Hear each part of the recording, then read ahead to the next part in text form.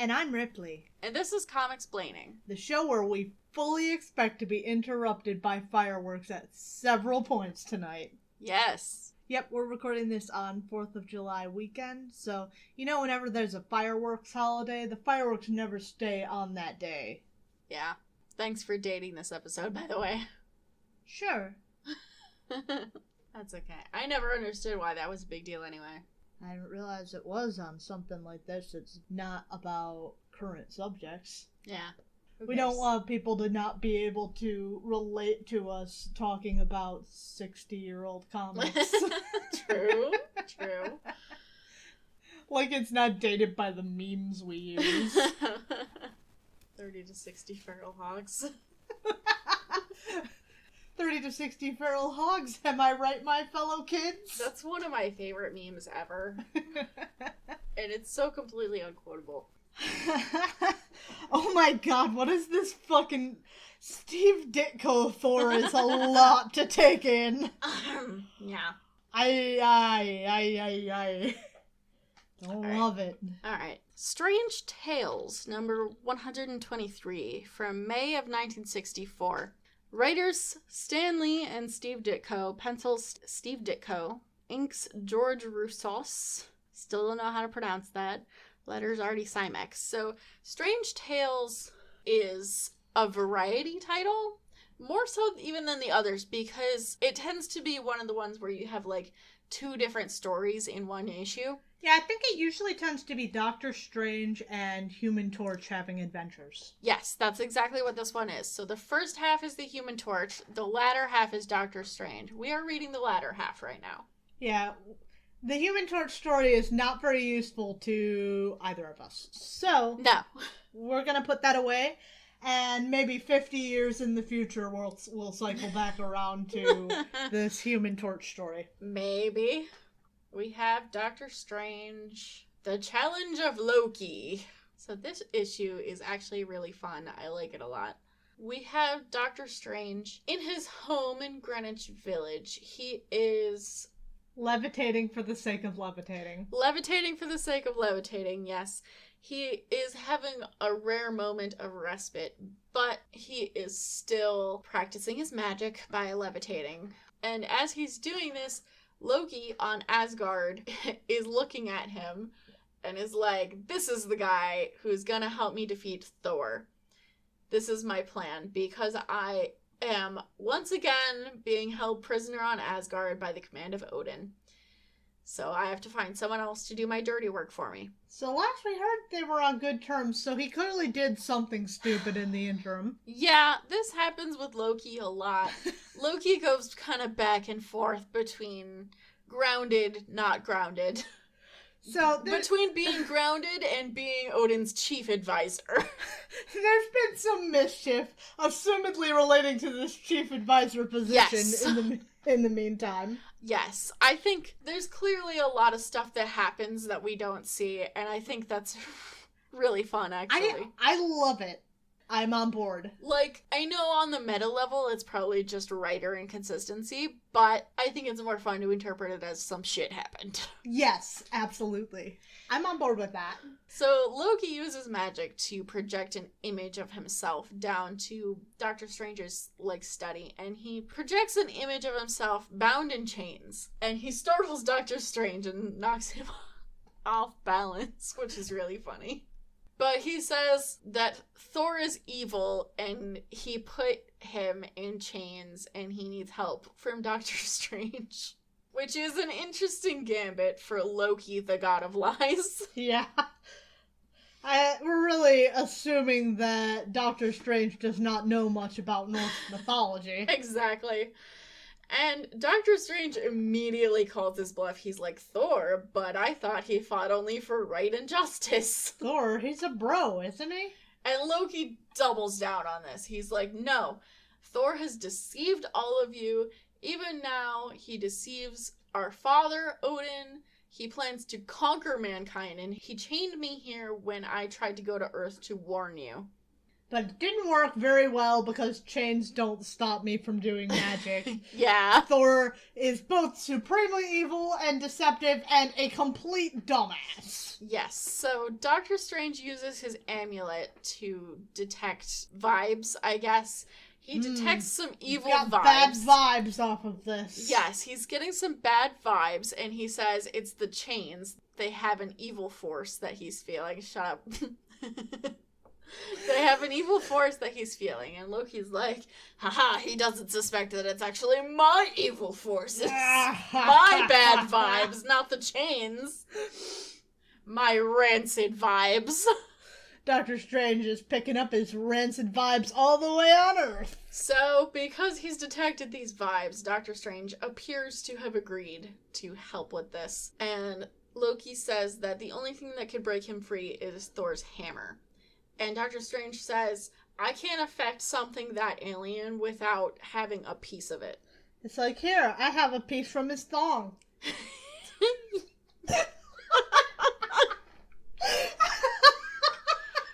Like a leather thong. It's like the strap on the end. I know what it means, but could I resist? Yeah. I could not. You are giving me way too much credit. So Loki has this little scrap of leather that came off of Thor's thong. Thor's thong. And he gives it to Doctor Strange. And Doctor Strange uses it to cast this spell. Steve Ditko's art, I think, is actually kind of perfect for these Doctor works Strange really stuff. well on this. Mm-hmm. So he starts to cast this spell. And basically, the spell that he casts, it makes this, like, magic hand that flies out to where Thor is, like, flying across the city. And the hand grabs the hammer and pulls it away. And That's Thor... bad news for Thor. Yes, Thor, without his hammer, starts plummeting to the ground. And Loki's looking at this and like, fuck yes. Ha ha. He's like, double victory for me. The hammer will be mine, and Thor is doomed. You still can't lift the hammer. Loki once again forgets that he cannot lift the hammer. But it's fine. It's fine. It's fine.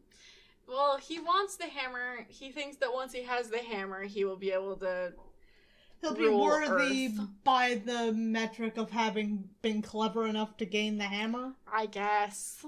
That's the only thing that makes any sense to me, but it still It doesn't work. has nothing to do with how Thor gained the hammer. Yeah, so meanwhile, Doctor Strange has been reading the vibes of the sliver from the thong, and he determines that there's no evil coming off of this, and that Loki has lied to him. But Loki says it's too late. You've already done what I wanted you to do. So he gets rid of the fake chains, and then they start magic fighting. Yeah! Hell yeah, buddy! Magic fighting. Unfortunately, magic fighting is not as well portrayed by the art as we would like it to be. No, so Doctor Strange tries to, like, encapsulate Loki's, like, appendages, but Loki just kind of whiffs it away. They're kind of a little bit equal right now, but Loki is thinking to himself that he's here in his spirit form, so his power is greatly diminished. It's less effective. He is much less effective. And then he does this amazing thing. He creates a force of unearthly energy by using the vibrating ions at the end of his horns, which I didn't know he had. I think he should do this more often. This is spectacular. It's really amazing. He, like, creates the Eye of Sauron between his horns. Yeah, he makes a fucking energy beam sitting in between his horns above his head. It's incredible. And he uses this to, like, make, like, a magic cage, I guess, that traps Steven in it. Steven uses his amulet to create this blinding light that blasts the cage away, and then there's many of him. And Loki's like, I invented that trick. That's my actually. trick, bitch. And he's like, I don't need to figure out which one of you is real when I can destroy all of you at once. That's the move. But Loki is overconfident, because the real Doctor Strange is actually a room over now. He is none of them. He is none of them. And he goes into his spectral form so that he can go down through the floor and behind Loki to undo the spell. Yes. What were we saying about Steve Ditko? Steve Ditko You know, sometimes he's good, sometimes he's bad. I know, I read a lot of Spider-Man. So Doctor Strange undoes the spell that is taking the hammer, and the hammer is able to return to Thor and save his life. But because that bullshit happened, Thor's like, I gotta go find out something's up. What just happened. So he's following, like, the enchantment that happened. I'm not gonna ask if he can do that because he just does shit. He just does shit. Loki's like, oh shit, my brother's coming. Yo! My brother's gonna kick my ass. I mean, he's not really here, though. Yeah. Yeah, but if Thor sees him, he knows. All he has to do is go back home and be like, Dad! Yeah, so, but before Loki can leave, Doctor Strange tries to imprison him in the purple dimension. Uh-huh. Which apparently is a thing from Strange Tales number 119. Apparently this is an existing thing, but never have I heard of it. Yes. So... I love the idea of just being imprisoned by purple. Yeah, the purple dimension. Loki is able to easily break out of this, and he's had fucking enough of this mortal sorcerer, so he just starts slamming Steve. Wailing on him. Slamming Steven with this magic force, and it's all that Doctor Strange can do. It's like, yo, maybe fighting a god was a bad idea. Exactly. It's all he can do to stave this off with a magic shield, but his shield is breaking. And he knows that he can't hold on much longer, and he's like, oh, Ancient One, I regret that I have failed you. Loki looks like he's got a full diaper. Yeah. It's because it's not scaly. They didn't do the scales on it. He needs the scale, but oh. Ooh, Steve. Oh, Steve Ditko. Yeah, Steve Ditko, not Steve Strange. However, just before Loki can strike the ultimate blow and absolutely destroy Doctor Strange. Uh-oh, my brother's here. My brother's here. I have to fucking go, or he'll tell Dad. I think I heard my mom calling me for dinner. Gotta go, bye. And with Loki gone, apparently the emanations that Thor was following are gone, which I don't buy. Understand why? I don't buy because Doctor Strange cast the spell. It was Steven's spell. Right, exactly. Doesn't make sense, but whatever. So Thor leaves, and he's like, perhaps I shall never know what really transpired. Whew, what the fuck was that? What the fuck just happened? And Stephen Strange is also like, what the fuck just happened? I love the idea of this overconfident young sorcerer. Yes. Just like, I'm gonna fight a god. Oh, shit. Yeah. If anyone out there has questions about who would win in a magic fight, Loki or Doctor Strange, there's your answer. Well, I don't want to hear any more arguments about it. What about later, when he gets better at being magic? Depends. And what if Loki was also there in his spirit form, and Steve was better at magic? I guess. But what if Loki wasn't there in his spirit form? Look, you didn't say I couldn't define the terms of this conflict. Yeah, you're right. We have another issue with Doctor Strange, actually. That's strange. Guest starring the world's most mysterious mortal, Doctor Strange, Master of Black Magic? Yeah. Did not realize that's what he was up to. Apparently. Let's hop on in to Journey into Mystery number 108 from July of 1964. Hey, What? July! Oh my god! July Snatch of 1964.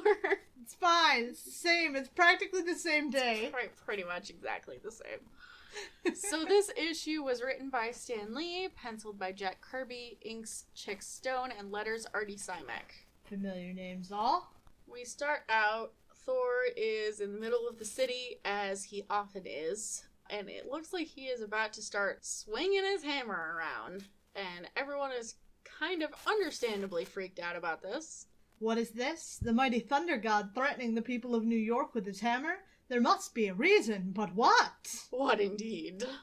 Dad said I can't marry the girl I love. Yeah. Everyone must pay. Yeah. So Thor hits the ground with his hammer, which somehow creates like a shockwave under the ground, but in a specific direction. apparently what's happening here is Thor was flying around checking out the city, as he often does, and he spotted an emergency that was too far away for him to get to in time, so he went down to the ground and created this shockwave under the pavement, which travels to a place where a child is chasing a ball into the road, and there's a truck bearing down on him, and the shockwave bounces the pavement so that the truck flies over the child. This is so funny. How many other people got hurt and how much property damage just happened to bounce this truck over this kid? Like, Thor just destroyed so much infrastructure in the city. Not just pavement and sidewalks, but, like, probably power lines, gas lines. Building foundations. Not even mentioning how many of these people are at least hurt in some way, shape, or form. Right. This fucking lamppost is straight up falling over. Gonna hit the guy in green and quite possibly the guy in purple. Yes. Like, I don't find it feasible that this was a better plan than him just flying there and solving the problem. And also, how did he see this happening? And then I have so many questions. There's a lot going on here. So it says that this entire event takes place in 1 1/5 seconds. That's very specific, Stan. Yeah. And also, I think if Thor could do all that in 1 1/5 seconds, why couldn't he just fly there and stop the truck without destroying a portion of the city? This guy down in the bottom corner is like, man, Thor would be a great cop. Because he destroys things. Better a broken pavement than an injured human being. Well, I'm not gonna say you made it out alive on that one. No, I don't think so. I think there are several injured human beings that we're overlooking here. Yeah, so that was a lot for the first page. Thor, having done this, starts to fly away again, back to his patrols, but suddenly he receives like a mental call from a mental telegram, basically from another person who's in distress, and you'll never guess who it is. No, I won't. No, it's Doctor Strange. What? So hey, that guy was on the cover. Yeah, weird, right? Thor flies to his place in Greenwich Village. He's got a very interesting green and purple design scheme going on here. Yes. It's a look, I suppose. Awful. It's awful. Yeah, it's pretty bad. Orange curtains, too. Yeah. So Thor flies in the window to find Doctor Strange collapsed on the floor, and the good doctor explains to him that his enemy Mordo tried to use a magic spell on the city, and the only way that Doctor Strange could stop him was to use a stronger spell to drive Mordo back into the shadows. The city is safe, but the spell weakened him, and he needs help. And he knew that Thor would answer him because Thor's a good dude. He caught weak ass? What the fuck? Yeah, it's very unclear. Just magic. Well, so, in the Marvel Universe, magic has consequences. Okay. So, I choose to believe that because he cast this really powerful spell, it had some kind of, like, internal consequence, maybe. It's really vague and unclear. But Thor immediately goes and calls 911 to get an ambulance. And he says that the person the ambulance is picking up is a patient of Dr. Don Blake. And in fact, before the ambulance gets there, he does turn into Don Blake so that he can escort Steven to the hospital, and then he himself operates on the Sorcerer Supreme. He knows that this is like some kind of magical injury. Right. So he's kind of relying on like his Thor side. Yeah, maybe Thor can come through me anyway. Right. And tell me what's up with magic. Yeah. Well, they have, like, there's kind of, like, a weird mental link between the two sides of him, so. Yeah. But, I mean, I don't really Thor isn't like a sorcerer, so I don't know why he'd be able to say anything about this. He probably knows more than most of the doctors, so... Yes. He can do better than most of these folks. Very true. Well, they start operating, and as he starts operating, who should attempt to contact our dear Dr. Donald Blake but Odin? Odin... I assume doesn't like being put on ignore. He does not like being ghosted. Odin is preparing to lead his warriors into glorious battle, and he wants Thor to come and help them, but because Donald Blake is in the middle of a very sensitive surgery, he ignores the call, and Odin throws a temper tantrum, which causes like a lightning storm that knocks out the power in the building. Oh shit. And Don is just like, doesn't matter, we're gonna keep going. I'm going to save this man no matter what. He's a good doctor. Yeah, this is kind of a cool idea. I like this. Yes, I like it when Don Blake gets to, like, do stuff. It's nice that Odin's capricious nature is turning out to have interesting story consequences, even if it's really dumb. Yeah, would be nice if that happened, wouldn't it? Well, it is at the moment. Yeah, I guess. I don't imagine that's going to hold. I mean, what if Doctor Strange just died? That would be insane.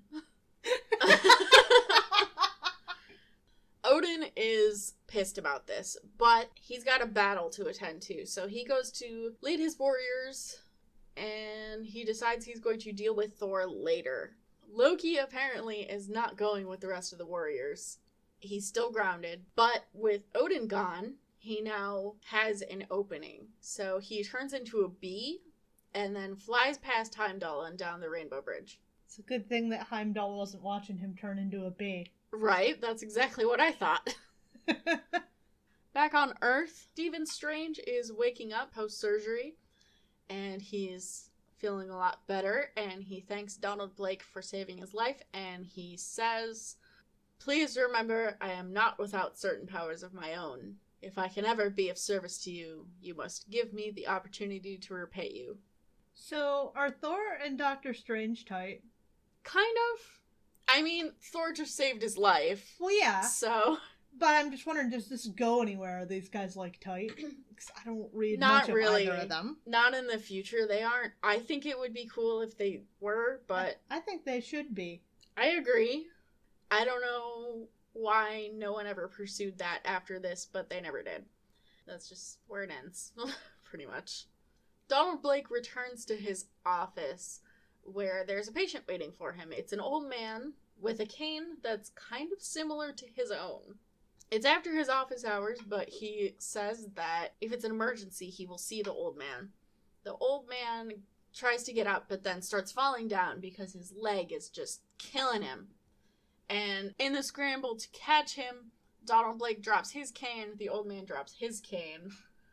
The old man falls to the ground, picks up both of the canes, hands one to Don, and then he jumps up and he tosses the other cane out the window.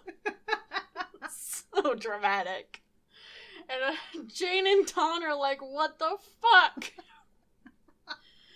And then, surprise, the old man is enveloped in mist. And he turns into none other than Loki. Traumatic bitch extraordinaire. That's tremendous. So, the mist that came out when Loki transformed apparently was a slumber mist, which put Jane to sleep, but not Don. No, he's stronger because he's a man. Yeah. So he's just a little woozy. You know, women are always fainting. Yeah. And whatnot. So, with Jane prone, Loki is able to pick her up and take her as a hostage. Don tries to go after him, but, you know, he's just a weak, feeble human, and Loki easily knocks him back, and Don thinks, "You arrogant fool! Have you forgotten how easily I can turn into Thor? All I need do is stamp my enchanted walking stick. Stamp it then! There is none to stop you." So he hits the cane on the ground and then nothing happens because I guess somehow Don didn't put two and two together. How? I don't know. Don Blake is secretly also a himbo, I think. I love the idea that the walking stick doesn't have the same qualities as the hammer, so some random old dude can pick up and just yeet it out the fucking window, and you could just theoretically lose Mjolnir forever. Yeah, exactly. What would happen if someone broke his stick in half? Would it still be able to turn into Mjolnir, but just be small? Would Mjolnir be affected by some of this breakage? Well, that actually did happen in the most recent Thor plot that I did not enjoy. Okay. But basically, the walking stick got broken in half and then could not be used to transform anymore until it was fixed. Okay. I don't know if that's necessarily a definitive answer, but that is how it happened that time. Yes, exactly. Because, Thor rules change from day to day. Yeah. Well, he even now keeps acquiring new powers every issue. Yes. Loki is very amused that Dawn did not figure this out, and as he jumps out the window, he says, "It was your own cane I threw out of the window, idiot." I like how he's just like, fine, I'll give you a fucking hint, moron. I want you to appreciate how clever I was. I mean, that's exactly it, though. Like, what's even the point if he just thinks, I want him to know it was me. It was me. I did the old switcheroo. It was so clever. You never saw it coming. Loki bounces off of a flagpole and onto an adjacent roof and, just parkours away with Jane in his arms. I love the idea of Loki just jumping around doing parkour. Right, really entertains me is Loki is super heavy, right? So how the fuck did he bounce off this flagpole? Loki is canonically 525 pounds. Incredibly dense. Incredibly dense. I don't know, maybe the flagpole bent and it sprung him up. That would be funny. Don is fairly distraught about this because he can't do anything about it until he gets his cane back, but he doesn't know where the cane is. So the first thing he does is he very quickly hobbles down the stairs, and by the time he gets down to the ground level, his legs feel like they're going to give out on him. But he goes anyway, and he cannot find his cane on the street below.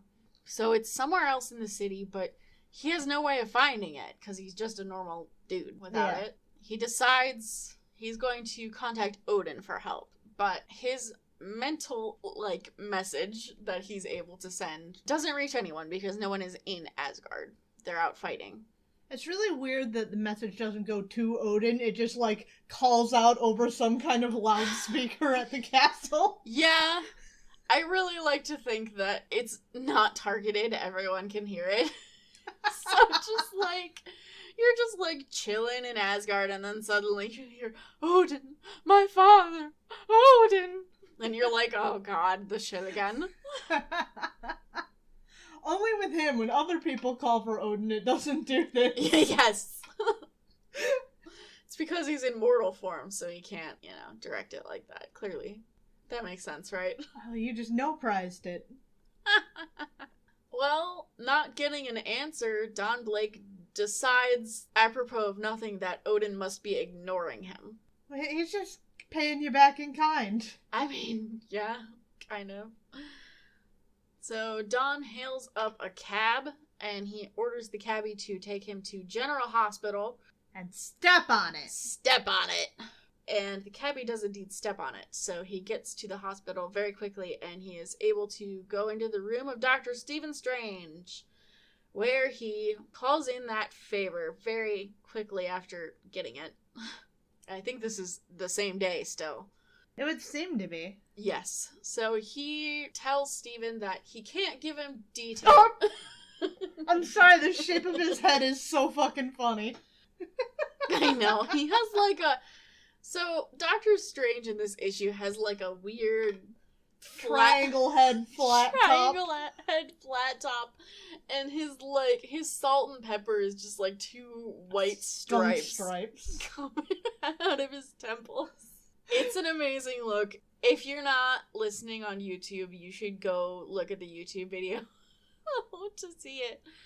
Don tells Steven that he can't give him the details, but he needs help finding his cane, and it's a matter of life and death. And Steven says... Yeah, that sounds legit. I can understand. No questions asked. No questions. Well, Steven's kind of a cool dude, so he doesn't ask questions. He's like, all right, if you need this, that's fine. You literally saved my life a few hours ago, so whatever. So he sends out his astral form to go scour the city in search of the cane, and using his amulet, he is able to track it down. Apparently, it's been picked up by some vagrants down by the docks who are using it as a fishing pole. Oh my god. So, Don runs down there. It's very unclear how he gets there and how long it takes him. I would assume a while. But he gets down there and he starts yelling at the vagrants to give him the cane back. And they, start fighting him because they're like, what the fuck? This dude is trying to take our stick. Then Doctor Strange T-poses onto the scene in ghost form. And he's still in his astral form, and he just, T-poses down the dock and scares the shit out of them. It's amazing. The adventures we're having with Doctor Strange are actually really fun. Yes. It makes me want to consider actually reading Doctor Strange. Doctor Strange comics, the ones that I have read, are actually pretty fun, to be honest.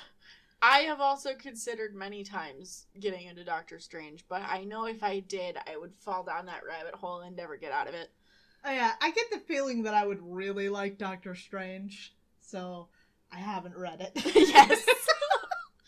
That's a weird stance to take, but it's the one that we're taking. Now with his cane back, Steven leaves the area, and Don is finally able to transform into Thor. So he takes off to scan the city to see where Loki is. At the same time, Odin returns from battle, and he gets a new wardrobe change. He puts on his victory bathrobe. Yeah, pretty much. And then he goes to, his thinking spot, I guess. And he's thinking, maybe I was a little too hard on Thor. He may have had a good reason for not answering. Ya fucking think? Right, maybe you should have considered that before. He's an adult. He has shit to do. He's not a child anymore, dude. He's not just sitting around waiting to take your calls. Odin's acting like an insecure girlfriend. Yeah. Or a very needy parent with emptiness syndrome. So he calls up Thor again, and Thor shrugs him off. He takes the call, but he's like, you didn't answer me when I needed you, so I'm not gonna talk to you now. And I guess that's just the end of the conversation. This is very childish. Extremely childish. It's so ridiculous. And then the Avengers appear. 3 of them to be exact. Iron Man, Giant Man, and the Wasp. They appear because they see Thor speeding across the sky looking like he's about to clobber someone. It's okay, you want some help with the clobbering, friend? Yeah, basically. They're not there out of concern for him or concern about him hurting anyone. They're there because it looks like he's going to a fight and they want to fight. He tells them that it's a personal problem and he doesn't want their help, and Giant Man is like, are you sure, pal? You wouldn't be keeping a good fight to yourself, would you? He said he doesn't want your help, Hank!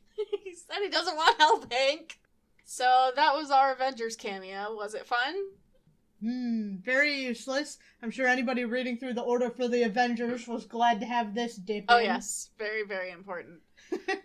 Thor takes off again and flies up to the top of the... I think it's supposed to be the Empire State Building That's what by I was shape, but it's a thinking. little weirdly done. It is weirdly done. That's why I was not sure. I was about to say Empire State Building, and then I was like, Yeah, by the shape, that's what I think it is.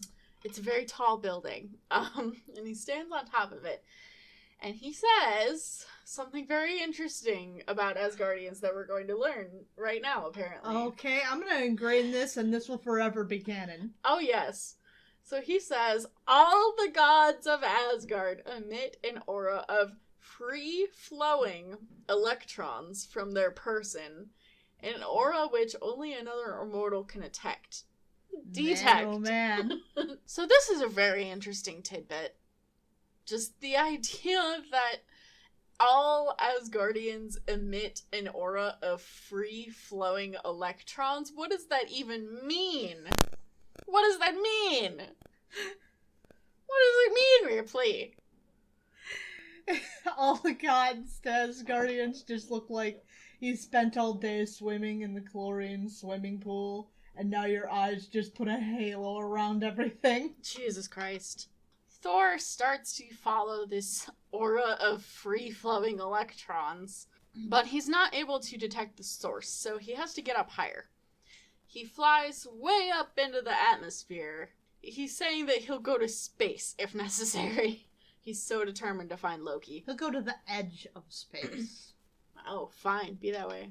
He says it. The edge of space, I would say, is space.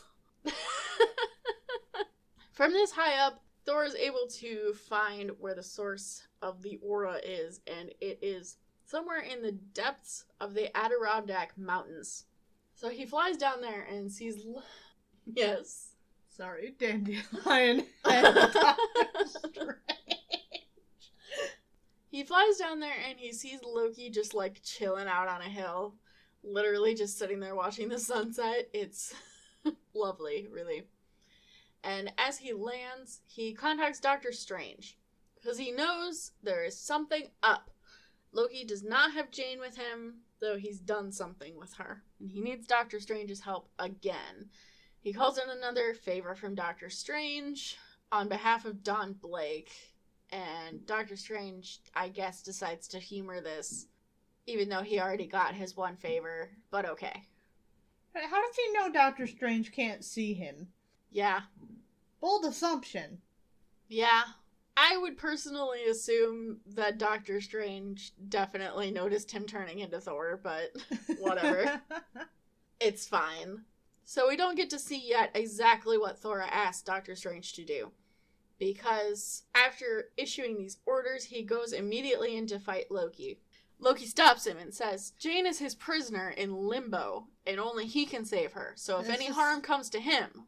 Is this the same limbo as last limbo? Is this a new limbo? There are too many limbos. I don't know. Like you said, there are too many, so I couldn't tell you. And Thor says, she will not enter into this, so save your breath for battle. He hurls his hammer at Loki, and Loki just barely manages to duck down, so it just cleaves this rock behind him. Well, now Thor's charging right towards his horns like he's a bull. His horns that have vibrating electrons at the end of them. He'll shoot a laser beam at you from between his horns. He will. He'll do it. He will. Thor recalls his hammer. Loki dodges it again. We've got fucking Neo here. Oh, yeah. Bullet timing out of the way of the hammer. Yes. Loki is talking some shit like he's confident that he can beat Thor in a hand-to-hand fight, but Thor says, if you're so confident, Loki, why do I see fear glowing in your eyes? You know the moment of reckoning is at hand. Sibling fights be like. Yeah, so I love this because it is kind of like... You know that part in Avengers where Thor shows up and takes Loki and then they go have Shakespeare in the Park? Yeah. It's kind of like that. And honestly, that's like my favorite genre of Thor and Loki interaction. It's really excellent. So Loki goes after Thor, like, up close and personal. He's like, no! You can't beat me again! You can't! For ages I've hated you, envied you, sworn to destroy you, and I will! I will! Just, like, so dramatic. So they start fighting. Loki's, like, right up on him, and they're kind of wrestling with the hammer in between them, and Thor says, how dare you touch my hammer, and pushes Loki back. But then... Loki, like, rolls onto his back and trips Thor somehow. And Thor falls into a hidden pit trap nearby that Loki apparently prepared beforehand. For just this occasion. For just this occasion. I mean, he's prepared, I guess. This is requiring a lot of different things to be happening. Yeah.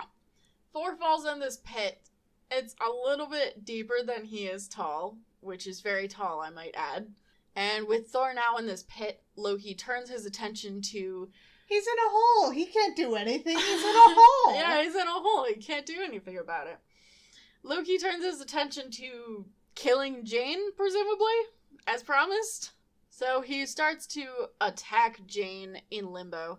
He doesn't go to Limbo to do this. He just, makes, a magic beam that travels to Limbo. Pain beam. Pain beam, yeah, basically. But as he's doing this, he can't quite seem to reach her. There's some kind of mysterious force. And this is where we find out exactly what Doctor Strange is doing.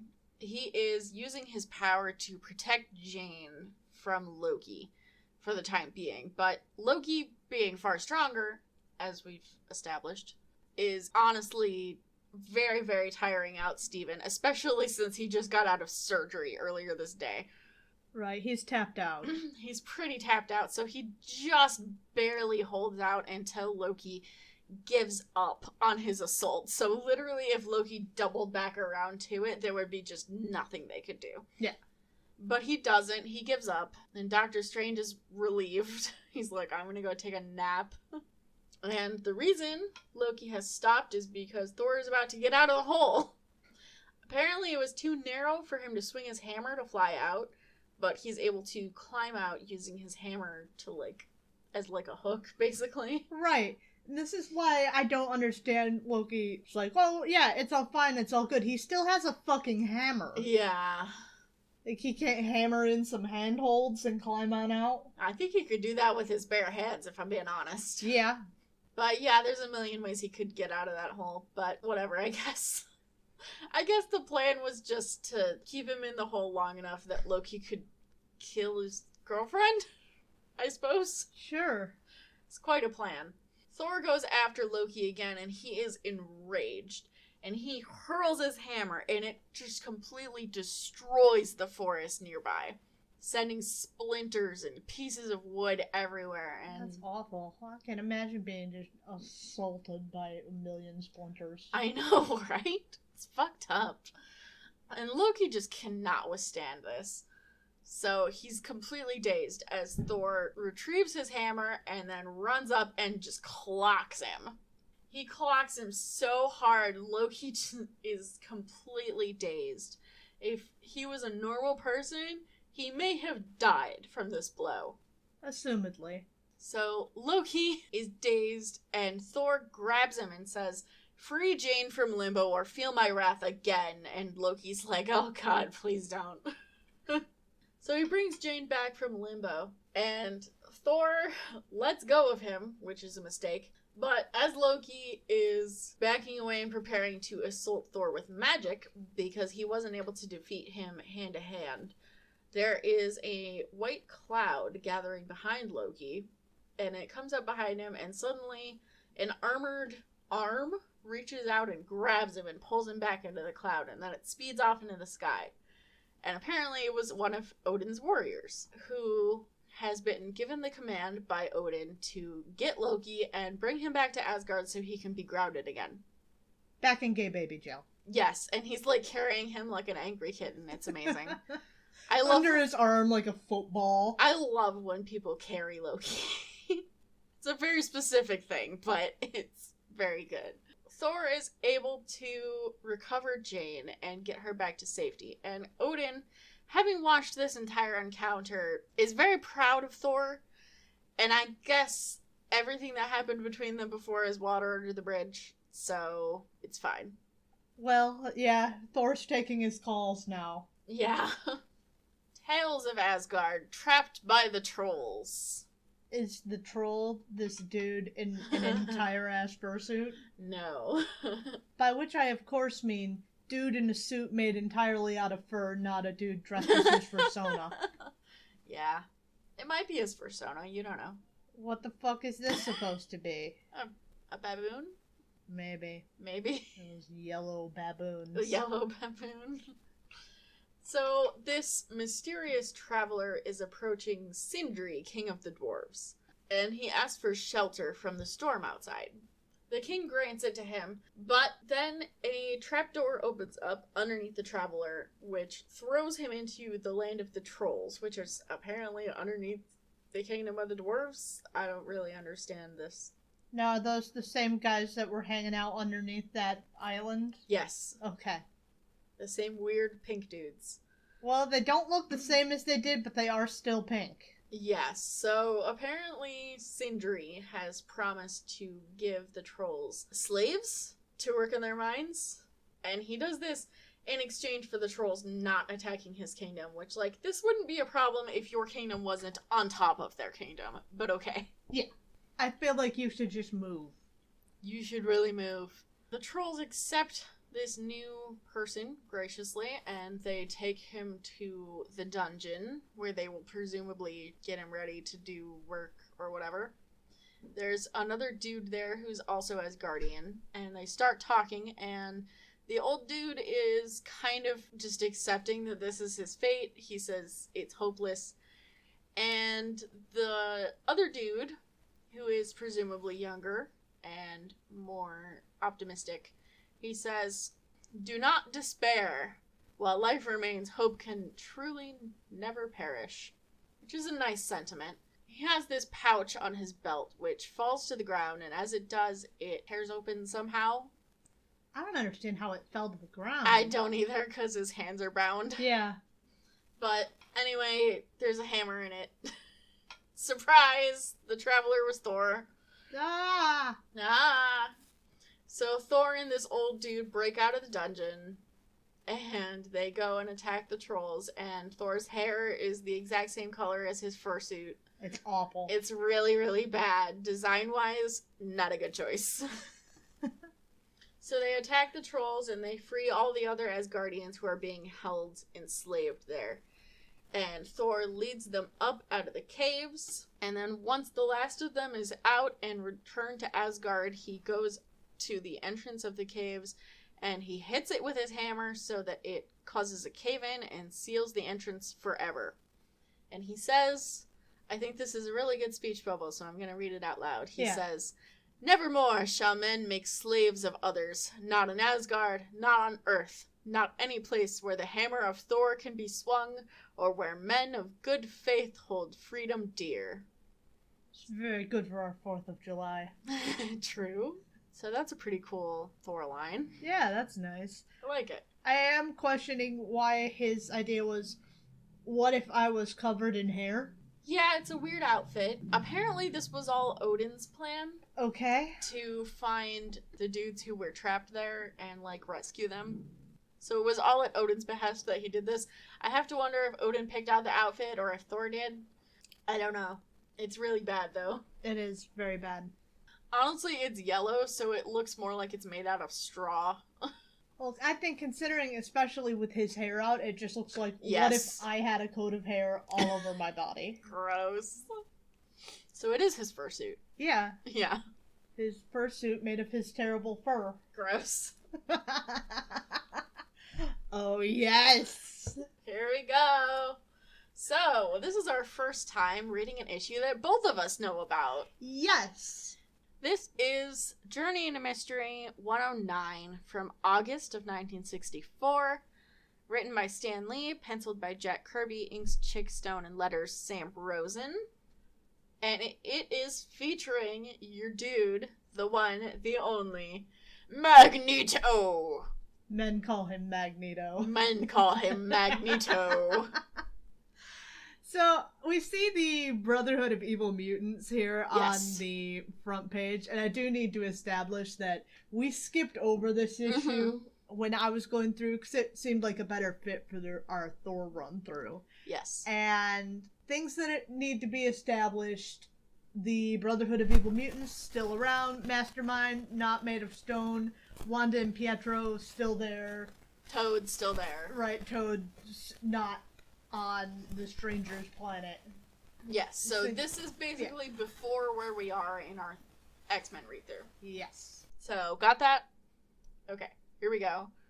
This is going to be interesting because this is the first time that we've both read a comic, so yeah. We're going to kind of...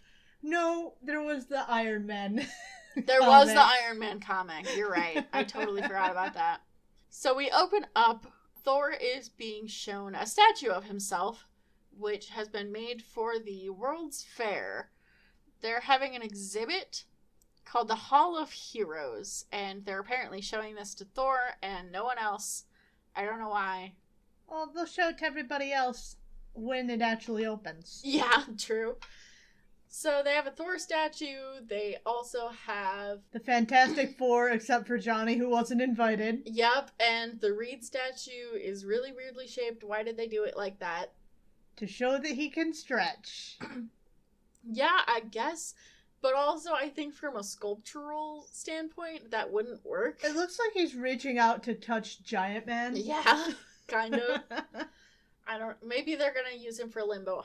So they have the Fantastic Four, they have the other Avengers, and in the next room they also have Spider-Man, Daredevil, and the X-Men. Okay. Which is very inclusive of them. Yes. People are pretty on the fence about the X-Men a lot of times. Right. So this might actually be kind of progressive in this universe. Yeah. So they invite Thor to attend the fair. They're very excited for him to attend it and come see this exhibit, even though they just showed him everything that was going to be in it. But it's fine. To honor him. Yeah. Thor leaves this area and takes off to go check out the city, and then also he has to go to work. He has to go to work, yes, indeed. As he's doing this, nearby in the harbor, there is a cloaked submarine.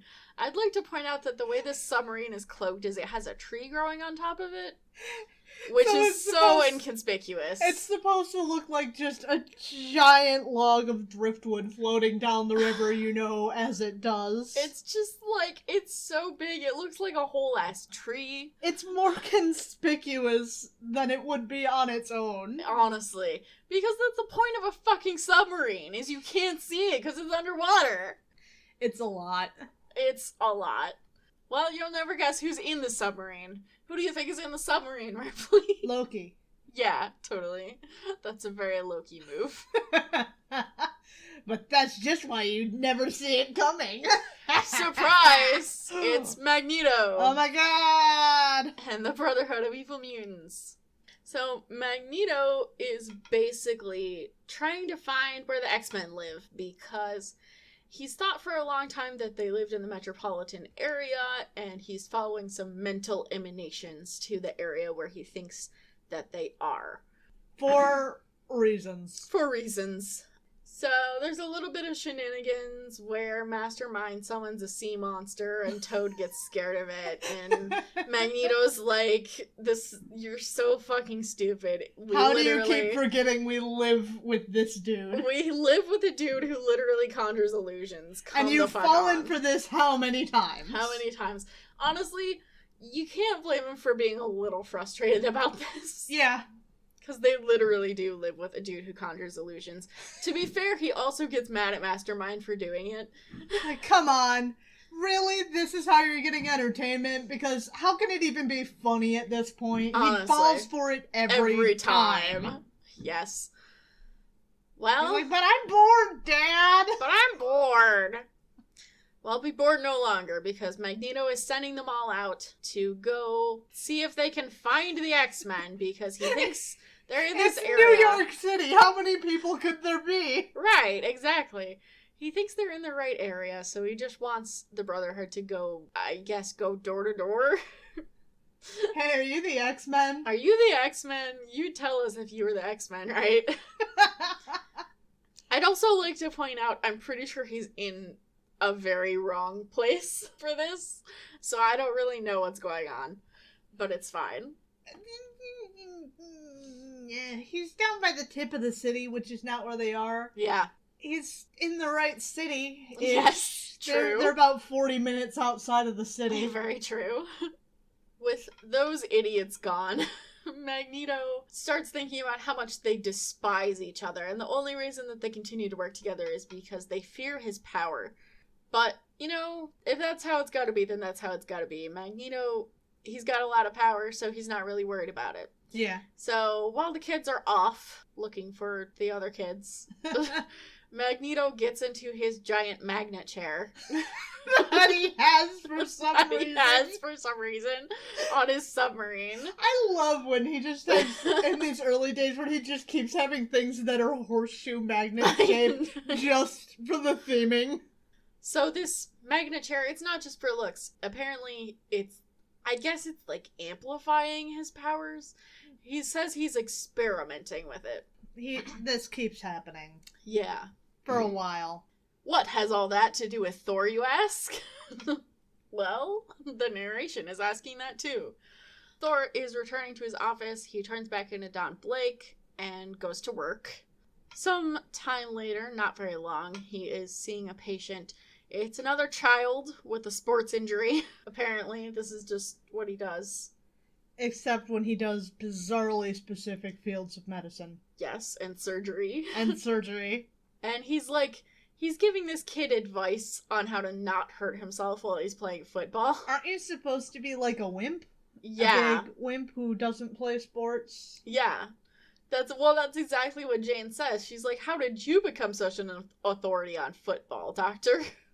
Which also raises questions. So, like, did his sports knowledge come from being Thor? Great question. I don't know. Maybe he just likes to watch sports.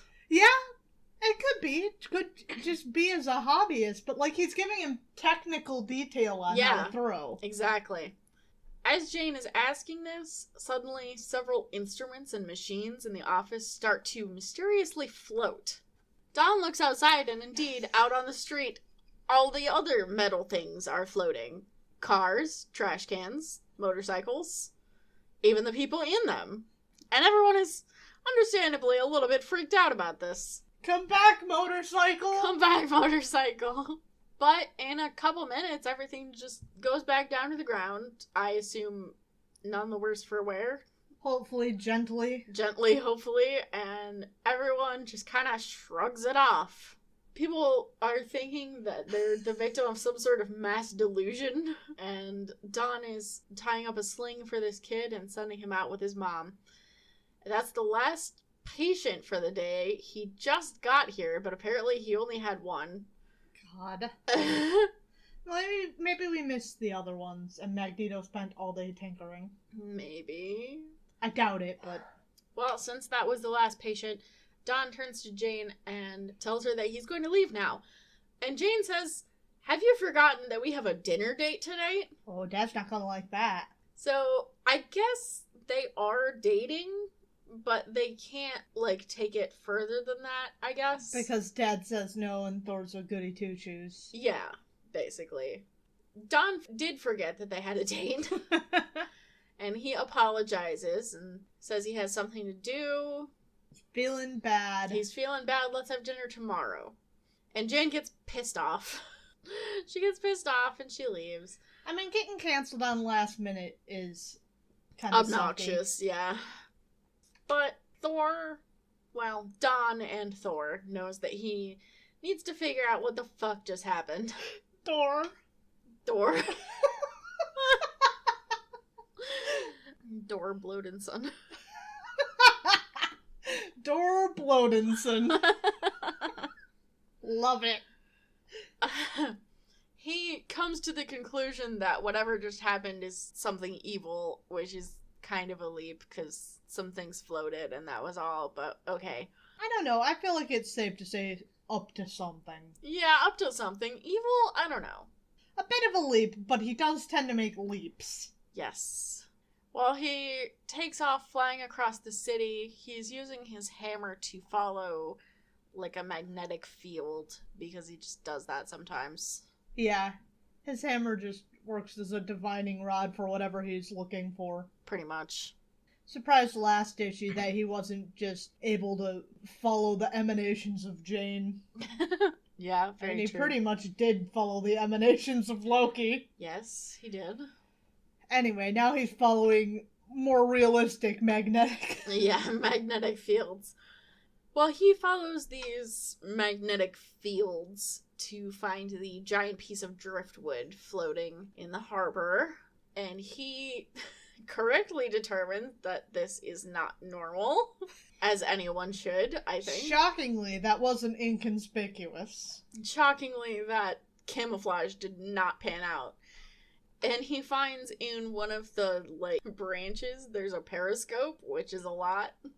So he's then able to locate, a hatch on the top of the tree to get into the submarine. Is the tree also made of metal? Because it looks like it is. I don't know. I honestly, when I first saw it, I thought it was just a tree growing on top of the submarine, but apparently it's part of the submarine, so I have no idea what's going on. It looks like it's made of metal. Yeah, when he opens the hatch, the inside of it is metal. The outside looks like wood. Right. So, I don't know. Weird. It's really weird. Well, Thor gets in there, and then he just starts busting down walls to get to, figure out who's in there, which, you could just go through the doors, my dude. Right. Have you considered knocking? Have you considered not doing that? Well, he busts in the door to whatever lab Magneto is, and just barely... Fucking Kool-Aid Man's the fucking... Yeah, he, completely... It's a huge metal hatch, and he just busts it straight into the room. Magneto's, shitting his pants, who dares? He's like, what the fuck? His fucking face. He's shitting himself. And, who can blame him? No one expected this. Who dares? I dare! And Magneto's like, who the fuck are you? So I find it really amazingly entertaining that Magneto doesn't know who Thor is. It's great. It's really funny. I guess Magneto's been in this submarine for too long. He's so dialed in on his own bullshit. Yeah. He's completely not even keeping track. Not even keeping track of pop culture or other heroes. Single-mindedly. Very single-minded on the politics X-Men. And fighting his ex-boyfriend. Yeah, pretty much. His murder soulmate. Yeah, his ex-boyfriend and his ex-boyfriend's army of children. Yes. So he asks Thor who he is, and Thor introduces himself, Thor of Asgard. Now state your name. I am Magneto, most powerful of Homo superiors.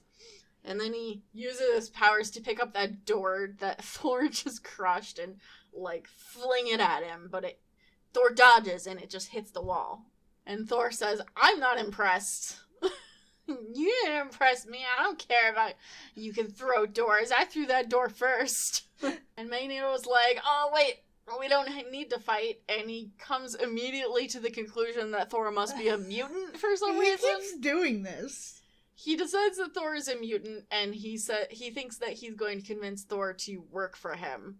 And Thor's like, I'll listen to this. Thor's like, I'll listen to this because I have no idea what's going on, basically. So Magneto goes to show him, these treasures that he's taken, and he's like, if you work for me, I'll share all of this with you. And Thor's like, I don't care, and I don't want any of this stuff. And Magneto's like, okay, well, if you join me, then you'll get to help me conquer the human race, and then you can help me be in charge. And Thor's like, excuse me? I'm not an evil mutant. Maybe you shouldn't call yourselves the Brotherhood of Evil Mutants. He's like, I am not an evil mutant. I am the son of Odin. I'm from Asgard, as I literally just told you. And I'm the sworn protector of the human race. And Magneto was pouring, some tea or something into a cup, and Thor just, smacks it out of his hand, which is so disrespectful. Pointless. You guys are just talking. They're just talking, and he just knocks the cup out of his hand. So rude. Well, this is it. That's so much for that budding friendship. They start fighting again, but before Thor can do anything, Magneto, uses his powers to rip up the steel flooring and, wrap it around Thor, which is kind of cool. Yeah. But because he's Thor, he just kind of shrugs it off. It's like it's aluminum foil. Exactly. And he Reynolds wraps that shit right the fuck off him. Oh, yeah. He just gets out of there, and Magneto is a little bit surprised. And then Thor hurls his hammer down the hallway, and Magneto barely manages to dodge. And then he's like, what the fuck? The hammer's coming back and it's following me? Then he uses his magnetic repeller field. Sure. To, like, stop fucking the hammer. Magnets, how do they work? Yeah, basically. So he manages to repel the hammer. Thor is incensed. He's so fucking mad that Magneto told him he was gonna... You can join my club of evil guys. You can join my club of evil guys, and Fuck we're gonna you, conquer... I'm not evil. We're gonna conquer the human race. It's more the conquering the human race. Yeah, he did directly say that, and then he's like, no, I'm the protector of the human race. I'm literally the sworn protector of the human race. You can't say that to me. So, Thor is fucking pissed, and even though he doesn't have his hammer, he starts swinging. He just goes after Magneto. And Magneto is somehow able to use his powers to push Thor away. Maybe he just throws him by, like, the metal on his booby plate. Yeah. I mean, if you want to call that metal. Or the metal on his belt. Yeah, some kind of metal somewhere. His helmet. Sure. Yeets him by the head. His head is kind of bent back. Kind of. Well, he throws him back, and then he activates, like, a squisher wall. Like, Death Star trash compactor style. 3PO, open the door! But much, much faster than that. So it closes in very quickly. Like portal masher plate. Yes, portal mashers. Exactly like that. But because he's Thor, these metal walls just kind of, like, scrunch up on him. Deform around him. They deform around him. And Magneto's like, you shatter the steel wall as though it's made of paper. What manner of man are you? He literally told you he's an Asgardian. He literally told you.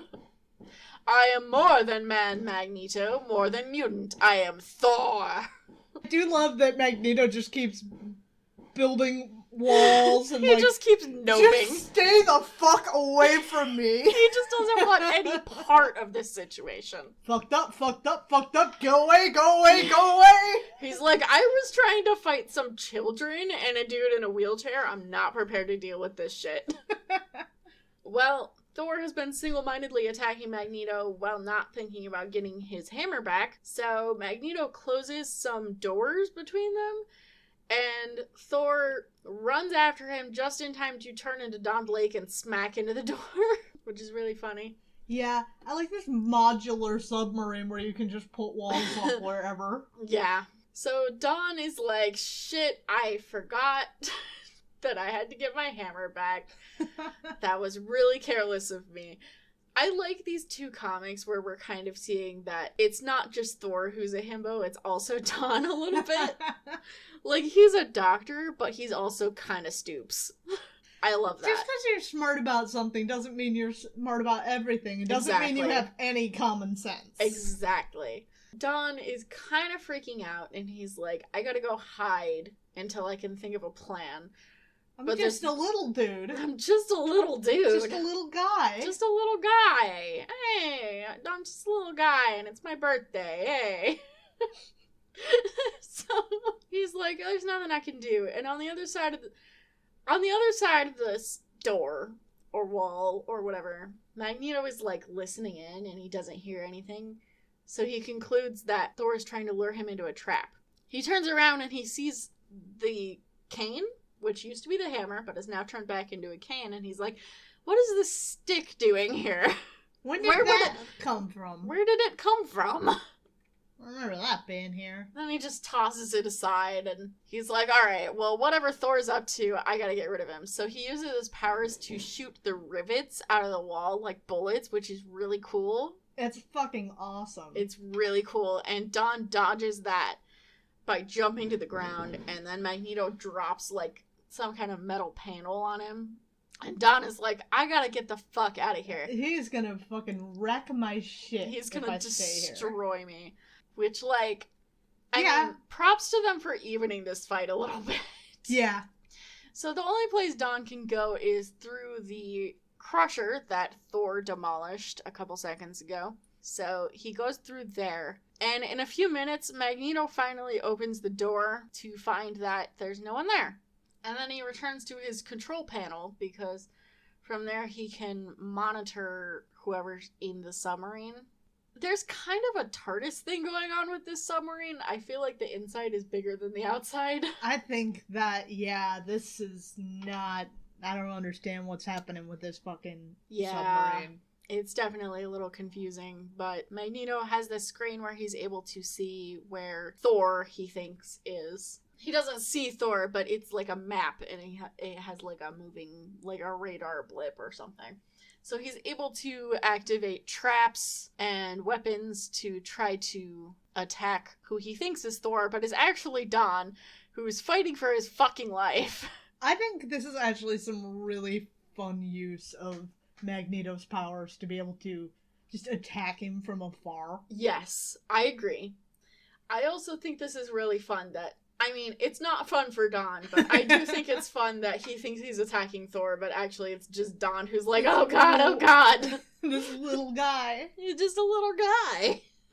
And Don, honestly, he's had too much. He's tired, his leg is throbbing, his head is spinning, and Magneto is preparing to deliver the final blow, but then suddenly he gets a message from Mastermind. Mastermind tells him that they found the X-Men, and Magneto says, okay, why don't you just come here and tell me? It's like, well, it's complicated because they found us too. They found us too. And they're hot on my trail. Hot on our trail, in fact. They're literally coming here. And Magneto's like, what the fuck? You led them here? You moron. He gets the location where they're at. I gotta go pick up these morons. Gotta go pick up these assholes. And here he suddenly hears a noise behind him. And he looks back just in time to see a little hand grab that walking stick that he threw aside earlier. And he runs around the corner, only to see a blinding flash of light. And then suddenly Thor is there, and he's clubbing him in the face with a fucking hammer.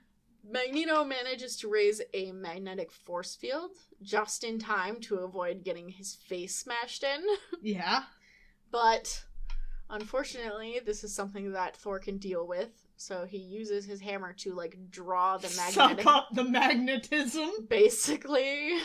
Which is something that he's done before, but doesn't make it better. Well, he sucks up the force field, and then he just, like, picks Magneto up. And throws this old man. Throws him across the room, and Magneto's like, I cannot deal with this. This is not ideal. This isn't what I signed up for. And he lands on this trapdoor where he's able to pull a lever and fall down into a level below, where he has a thermonuclear bomb, which is a lot.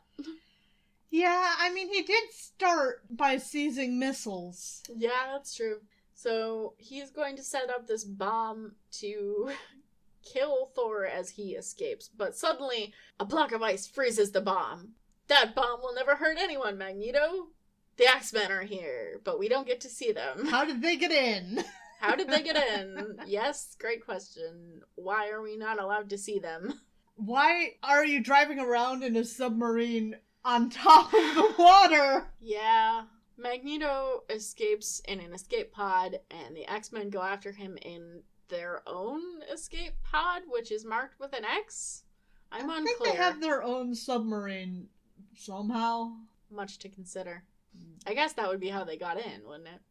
Why and why and what and what and I don't know. what? I don't know. Thor sees this through like a...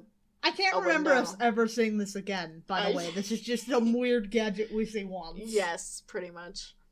Thor sees this all happening through a window. He doesn't really understand what's going on. Apparently, he doesn't know who the X-Men are.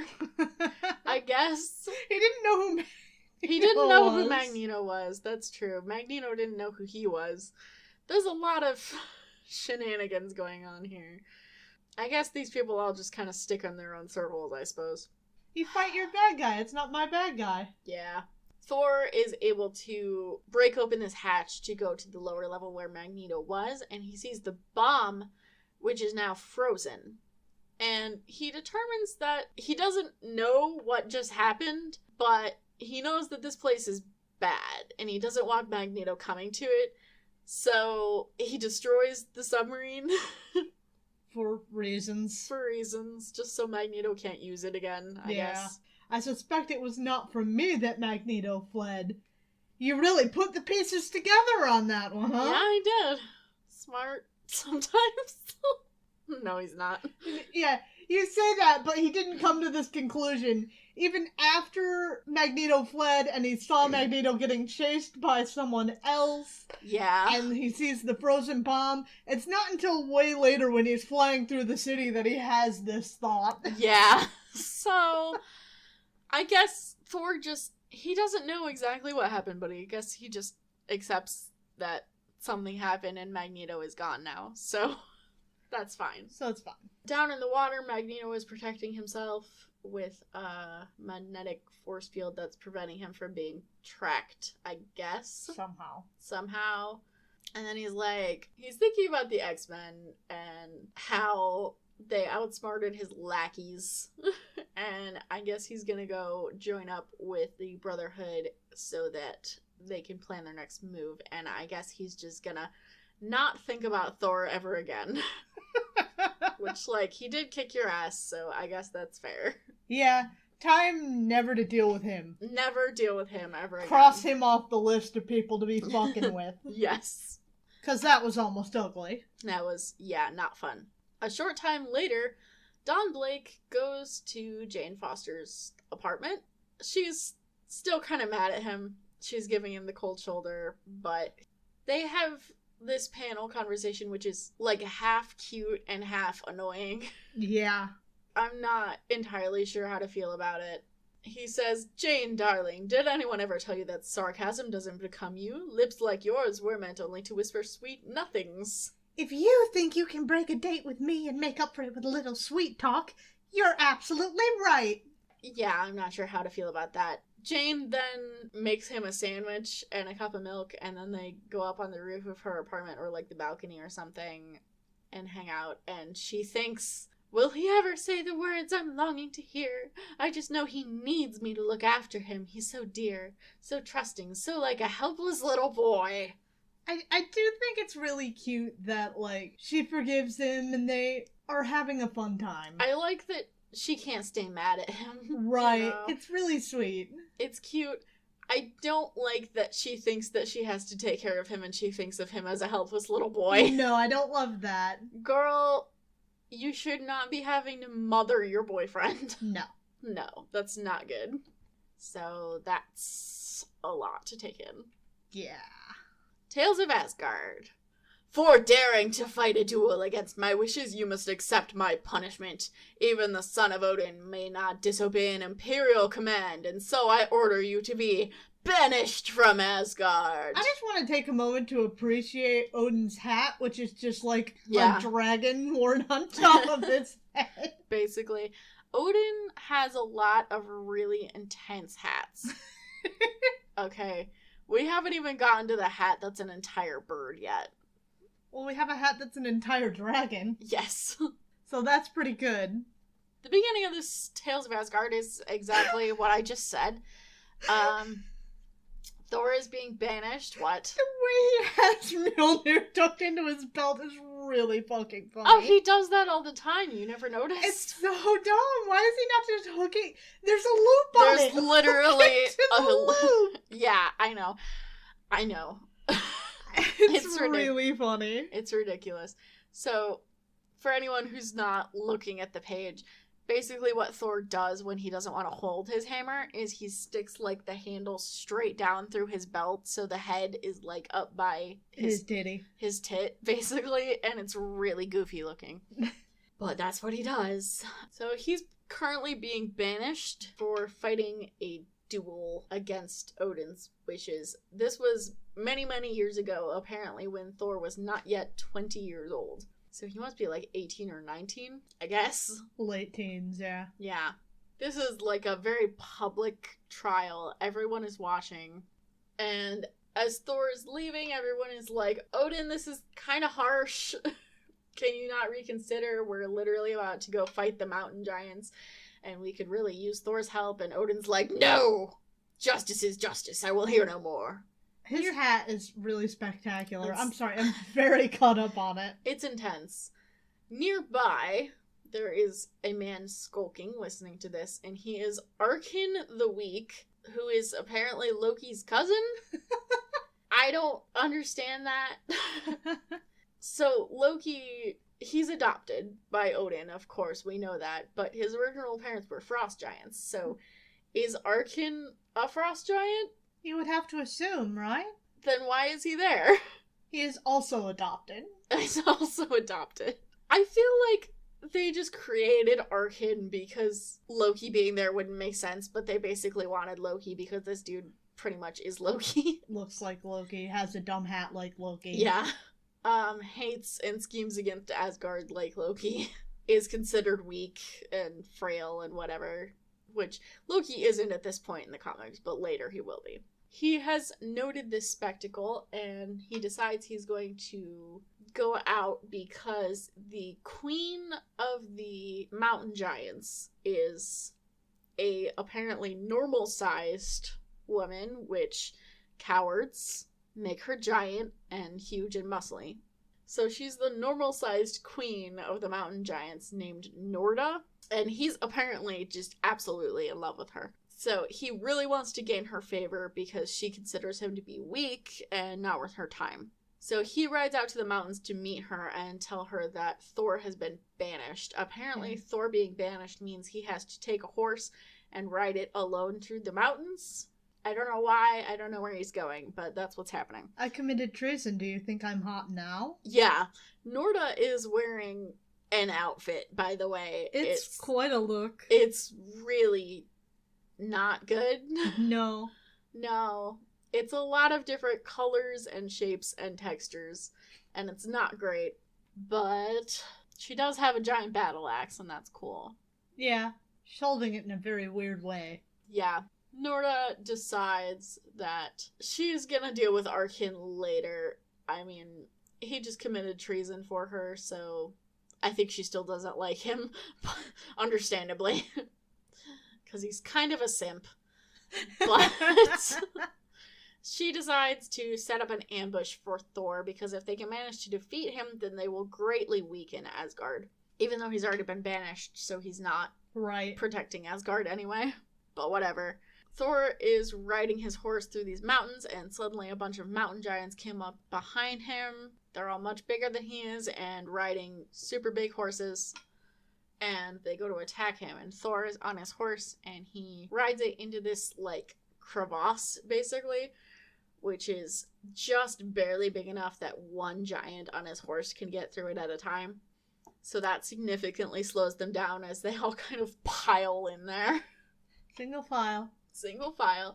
And then they follow him through this pass, and he ducks into this cave with his horse. And in the back of the cave, the giants are thinking with him in that cave, they've definitely won. It's just a war of attrition at this point. Yeah, we're gonna starve him out. But little do they know, in the back of the cave, there is a tunnel just wide enough for Thor and the horse to get through, which is very convenient. Right. How do you know that's where it goes? Was this the plan all along? Yes. Yeah. This was all Odin's plan to trick the mountain giants. Thor comes out on, like, over top of the canyon or whatever, and Odin and all of his warriors are there, and they look down on the mountain giants, and Norda surrenders because I guess they can't just turn around and leave for some reason. And I guess that means the Asgardians won. Right, we're not going to fight the mountain giants, even though we were already fighting the mountain giants and we have them trapped. Yeah. We just wanted to figure out who the mole was. Yeah, pretty much. So basically, the entire scene of Odin banishing Thor very publicly was just because Odin knew that someone was planning to betray them, and he wanted to know who and smoke them out. So now they know, and that's it. And Norda's like, yeah, by the way, piss off, I don't want to talk to you. Yeah, she does not like Arkin still, shockingly. Dude, she's just not that into you. Right, also, this wasn't a strong look, this was a weak look. Pretty weak. So, we never see Arkin and Norda again, shockingly. That's the end of this issue. She's also grabbing her sword by the blade. Yes, she is. So that's weird. Yeah. What did you think of these issues? Well, one of them I've read before. Yes. The last one, there was some silly shit, but it's turning out that I'm really enjoying Adventures with Doctor Strange. Yes. And similarly, the other, Strange Tales? Yeah. That was also another fun one. Again, see, Doctor Strange having adventures with these ones, very fun. Yes. So let's see. What score would I give? Strange Tales, 4 out of 5. The way I look at rating scale for me, I break it down into 1 star, unreadable, very bad. 2 stars, bad. 3 stars, fine. 4 stars, good. 5 stars, amazing. Yeah. So, terrible, bad, fine, good, great. Right. So, Strange Tales, 4 stars. Okay. Journey into Mystery, the first one. 108. There, yeah, that's the one. Journey into Mystery, 108. 3.5 out of 5. That's fair. This one, probably also 3.5 out of 5. Because there's some really silly shit. Yeah. That makes it so enjoyable that I don't want to just say it's fine. I want to say it's a little better than fine, but acknowledge that it's not a great comic. It's just fun. Yeah. What about you? Well, I really enjoyed all of these issues because they are goofy, but I like that. Yeah. That's what you come to the Silver Age for, almost. Yes. So I'll give all 3 of them probably a 4 out of 5 because I would consider them readable if you're looking for something silly. Yeah. Enjoyable if you're looking for something silly, not just readable. Yeah. Well, we're gonna try and keep things a little short this week. And everything. So, we're just gonna end this. We don't have any real discussion segment today. Where you can find us, you can always shoot us an email. If you shoot us an email, we'll read your email at the end segment of that week. Shoot us an email over at comicsplaining@gmail.com. You can also talk to us on social media. We are on Tumblr, Twitter, and Facebook. Comicsplaining all those locations. If you would like to support the show, consider supporting us on our Patreon. We are on there. Shout out to our one Patreon supporter, Robin, the MVP of the show. We talked a couple times throughout this episode about times when it would be good to be watching our YouTube. Because every once in a while, you just gotta laugh at a funny fucking panel, but there's no way to... We can sit here and explain how dumb Thor's belt thing is, but it's a whole different thing when you can actually see it. Yeah, you gotta see it to really understand. So consider following our YouTube. We're up over there. We put out a video version of the show weekly. All the usual, like, subscribe, smash that bell. Hate that shit. But that's a thing. Please rate and review us over on iTunes or Podchaser. If you have friends that you think would enjoy the show, consider giving it a recommendation. We'll be back next week with the X-Men, and we look forward to talking to you then. Bye. Bye.